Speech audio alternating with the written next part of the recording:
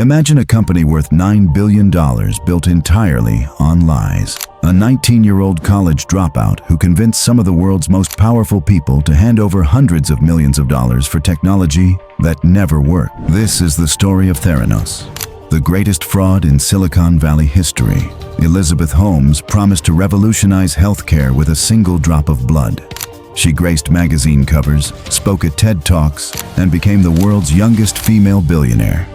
But behind the black turtlenecks and deep voice was a web of deception so complex that it fooled investors, patients, and even her own board of directors. Today, we're diving into how one woman's obsession with success led to one of the most spectacular corporate collapses ever witnessed. The origin. Our story begins in 2003 with a determined Stanford student named Elizabeth Holmes. Born into a well-connected family, Elizabeth had one clear goal from an early age: to become a billionaire. At 18, during a Stanford trip to China, she met a man 20 years her senior called Sunny Balwani. He was a Pakistani immigrant who'd made $40 million during the dot-com boom. He had what she wanted: money and the status of a successful entrepreneur. But it was another trip to Asia that changed everything. Elizabeth witnessed the SARS outbreak firsthand. She returned home obsessed with changing the world through medical technology.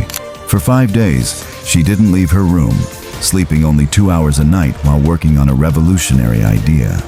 Her concept: a wearable patch that could continuously test blood and deliver the right dose of medicine in real time. It was ambitious, it was groundbreaking, and at 19 years old, Elizabeth dropped out of Stanford to make it reality. The early days weren't glamorous. Her office was in a neighborhood known for shootings.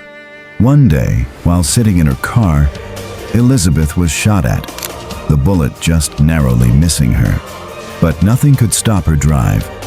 She secured $1 million investment from an old neighbor who'd made money from Hotmail. By the end of her first year, she had nearly $6 million in funding. But there was one problem. Her idea had completely changed. The deception begins. The wearable patch was abandoned. Now, Theranos promised something different: a revolutionary blood analyzer that could run hundreds of tests from just a finger prick. No more painful needles, no more waiting days for results. Just a small cartridge inserted into a machine, with results beamed instantly to doctors. It sounded incredible. Traditional blood testing required large machines the size of photocopiers and took days. Theranos would shrink all of this into a box the size of a personal computer. But here's where the story takes a dark turn. What Elizabeth was promising was nearly impossible. Blood testing components interfere with each other when placed close together. The tiny drops from a finger prick had to be diluted so much that results became wildly inaccurate. To make her vision work, Theranos needed breakthrough discoveries on every front of blood analysis. The problem? Elizabeth, with only a few semesters of college education, was leading scientists with decades of experience. By 2006, they had a prototype called the Theranos 1.0, then the Edison. But none of these machines ever worked as promised. When the engineering manager refused Elizabeth's demand for 24/7 development, citing overworked staff, she hired a second team and pitted them against each other. The losing team would be fired. Then came the most disturbing part. Elizabeth began running pilot tests on cancer patients with Pfizer, knowing full well her product didn't work. Think about that for a moment. Doctors base 70% of their medical decisions on blood test results. False results could be fatal. When the company's CFO discovered Elizabeth had been lying to investors, he confronted her. Her response: she fired him on the spot. For the next decade, Theranos operated without a chief financial officer. The cult of personality. By 2007, Elizabeth had developed an unhealthy obsession with Steve Jobs. An employee found a newspaper clipping on her desk, calling her the next Steve Jobs. The obsession bordered on insanity. When she learned Jobs scheduled marketing meetings on Wednesdays, she did the same with the same marketing firm. She recruited Apple employees, including A.V. Tervanian, one of Jobs' oldest friends and former senior VP at Apple. He even came out of retirement to join Theranos' board. Elizabeth was a master manipulator. She spoke in an artificially low baritone voice to be taken more seriously. Occasionally, she'd forget and slip into her natural voice before catching herself and dropping several tones. Her board read like a who's who of American power: Henry Kissinger, George Shultz, and future Defense Secretary Jim Mattis. These weren't medical experts. They were prestigious names that gave Theranos credibility. When one board member tried to oppose Elizabeth's plan to give herself majority voting rights, she convinced the board to force him out.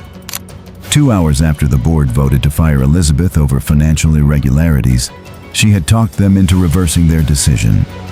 Meanwhile, her boyfriend, Sonny, had joined as second in command.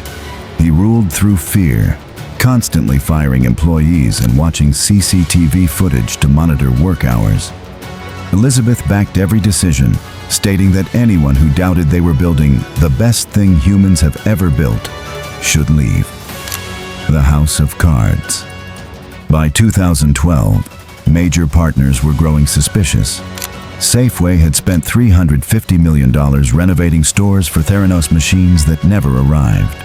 When testing finally began, Theranos secretly used traditional third-party machines while telling partners everything was done on their revolutionary Edison devices. The pressure was mounting.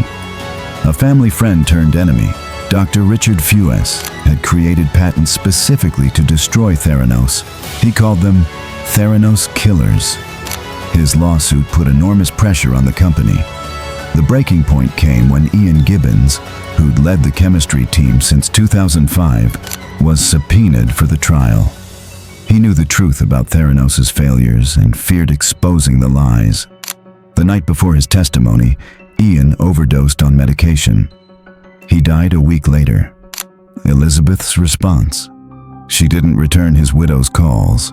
She barely mentioned his death to employees and promised a memorial service that never happened. She had brushed off a man's death as casually as a missed meeting. By 2014, the lies had reached astronomical proportions. Financial forecasts given to investors were 10 times higher than internal projections. Theranos was valued at $9 billion, making Elizabeth worth $5 billion on paper. Money poured in from Rupert Murdoch, $125 million, the Walton family, $150 million, and the DeVos family, $100 million. Elizabeth became a celebrity. She graced magazine covers, spoke at TED Talks, and was named a U.S. ambassador for global entrepreneurship by Barack Obama. Her office was redesigned to look like the Oval Office, complete with bulletproof glass and a 20-person security team. The fall. But the truth has a way of surfacing. Dr. Richard Fuess had assembled a group of Theranos skeptics, including Ian Gibbons' widow. They took their information to journalist John Carreyrou at the Wall Street Journal. Theranos fought back viciously. They threatened lawsuits, hired private investigators to stalk sources, and even asked Rupert Murdoch, who owned the Wall Street Journal and had invested in Theranos, to kill the story. Murdoch refused. On October 15, 2015, the Wall Street Journal published their bombshell investigation.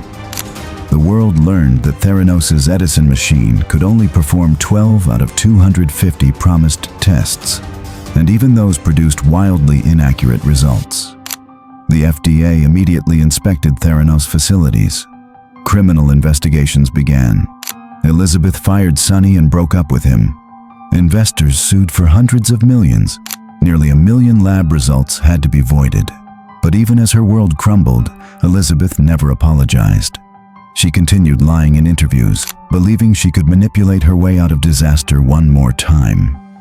In March 2018, Elizabeth Holmes settled with the SEC, losing control of her company and being banned from serving as an officer of any public company for 10 years. Both she and Sonny were indicted on criminal charges, each facing 20 years in prison. Theranos was dissolved in September 2018. The Theranos story isn't just about one woman's fraud. It's a cautionary tale about our obsession with success at any cost. When the need to appear successful outweighs truth itself, we create monsters capable of putting lives at risk for nothing more than fame and fortune. Sometimes the most dangerous lies are the ones we desperately want to believe.